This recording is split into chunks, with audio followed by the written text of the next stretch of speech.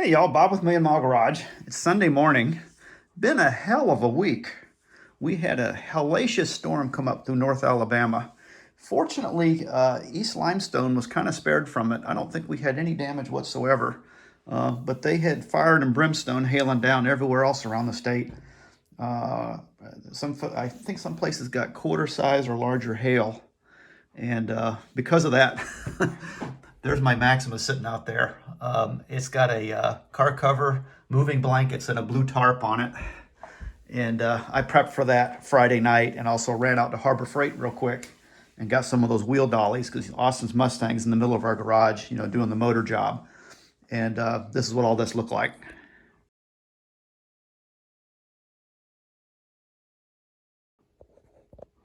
And so what I did to the track during the week, other than dealing with emergency management, I went around and I replaced all the broken sections of track. I had quite a few of them. So I had some, I think these are Lifelike in my stash of track. A lot of this track I was from a big mother load I got on Evil Day last summer.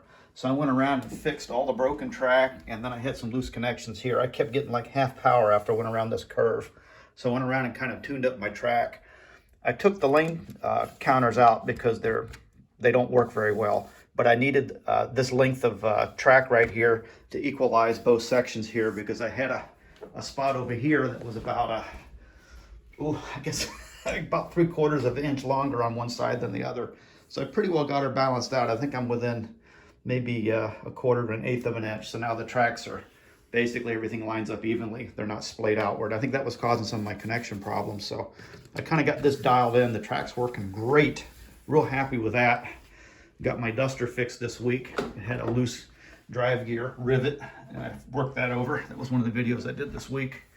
And I was just going to take a few of these around the track. Before I take the Camaro around, I'm going to show you what I did here. These goofy silicone tires that came with this one, I got this on an auction. And of course I put the AFX wheels on it. Those are actual original Aurora wheels, but they're a little different. The wheels are a little deeper and they're slightly smaller in diameter because the Auto World tires off of the Auto World version, they fit loose on these rims and they keep flying off. So what I ended up doing was I had a spare wheel and axle from this one. I stuck it in a drill on a drill press and took a razor blade and carved these down narrow. The reason I wanted them narrow with the wheels poking out like that is these cars are real bad about kissing the rail and coming off the track. So what I did is I've got this set up now so when this thing slides along the rails, you see the rim goes right over it. It doesn't catch it and the tire's in far enough, because what was happening is that the car would hit it and it'd come up like that and come over the rail and flip off the track. So I'm going to take my Duster around this morning because I'm real happy I got it running. Probably play with the Z28 a little bit. We're definitely going to run this one. This is my favorite one. But I tell you what, this track, now that it's dialed in, these cars rip. Let me show you.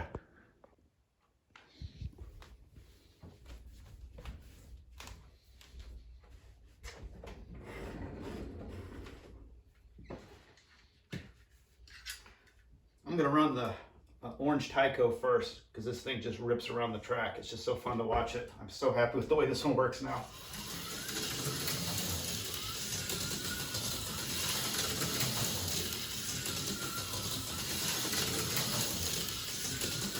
Now I have even speed all the way around the track. There's no noticeable flat spots or anything. This thing runs fantastic.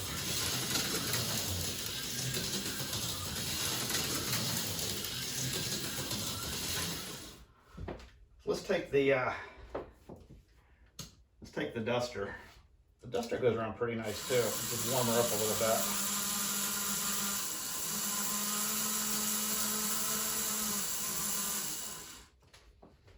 Take the Duster for a spin around.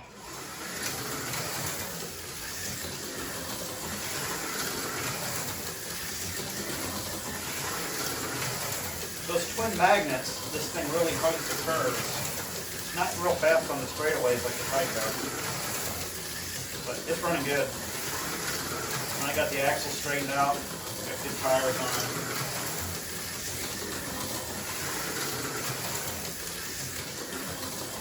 Real happy with that. Let's take the Camaro and run it, see how it does.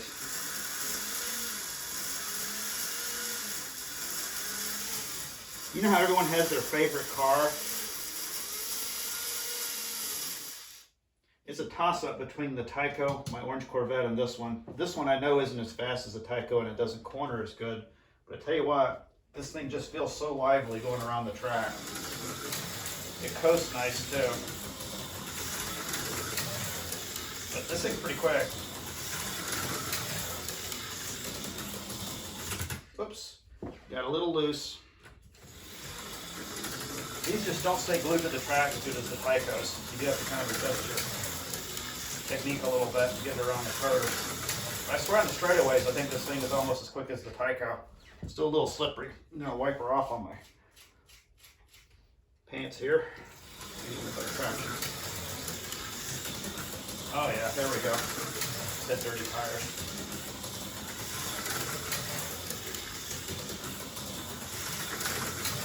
This Camaro rips. Oh, it's got away from me again.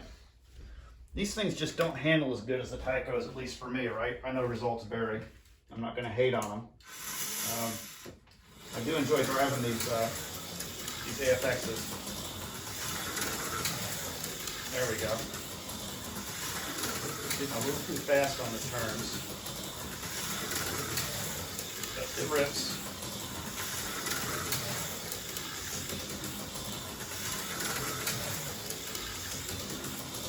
Oops, got away from me again. Hey, let me show y'all what I did to Austin's engine block during the week here. I don't know how many of y'all watch those videos as well. But let me just show you that real quick.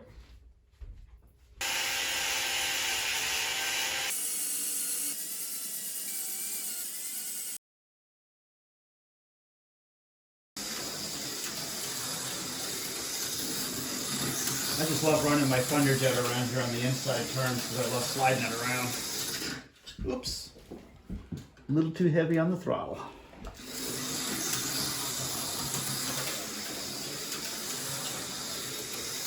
Oh, there we go, nice slide.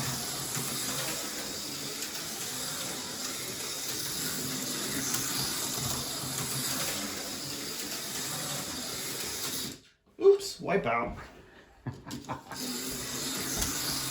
I tell you, it really is neat that you can buy new old stuff like these Thunderjets. You kind of experience things that were maybe a little before your time. I know when I started getting into slots, it was early 70s, and by then pretty much it was the AFXs that pretty much everybody was getting, and then the Tycos came along later. But these Thunderjets are fun. They're a little gearier sounding than the regular AFX, and they don't stick to the track as well. And these Auto World versions do have a traction magnet on them, which makes them, I think, a lot easier to pilot around the track. But they still get nice and you can slide them around and stuff, which is really neat.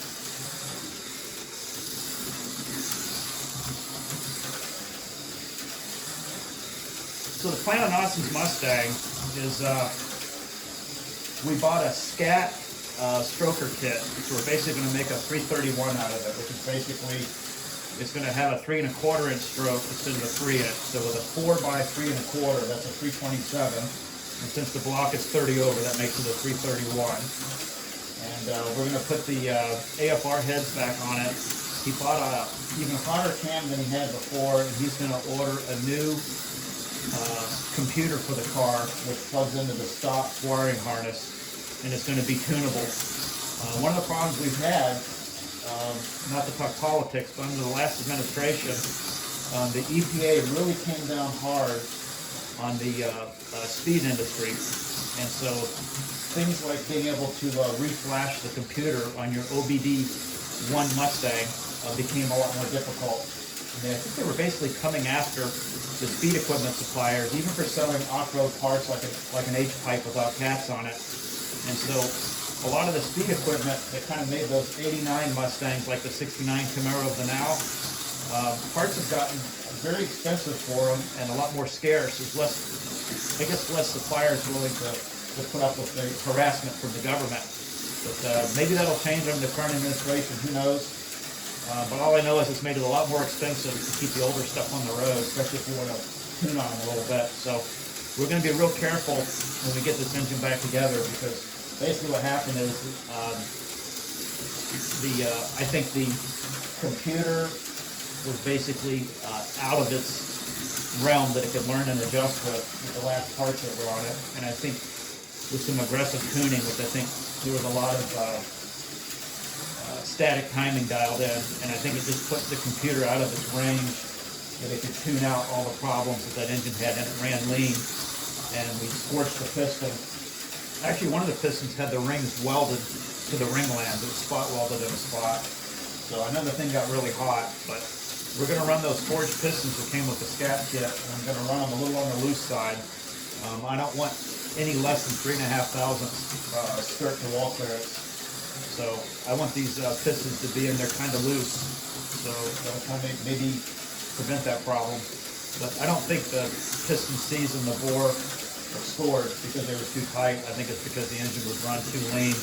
I think it was a detonation problem, and it just wiped out that piston skirt, unfortunately. So that's our plan on the Mustang. We're going to get the engine together probably, it should be running probably in the next 2 or 3 weeks, I would think. And we're going to be real careful on it until we get a new computer in it that's going to be laptop programmable. We've got a local speed shop around here that's got a dyno, and we're going to have a dyno with that new computer on it. And we don't want to leave anything to chance on the tune. We don't want to cook another engine. So that's where we're at on that. Right now I'm just going to relax today, and I'm just going to run this Thunderjet. I'm going to run the wheels off of it. Hey guys, thanks for watching. Feel free to leave a comment in the comment box if there's anything else you want to talk about next week. This is just kind of my relaxed day, slots, and planning what's going to go on for next week. Oops. Wipe out. See you guys.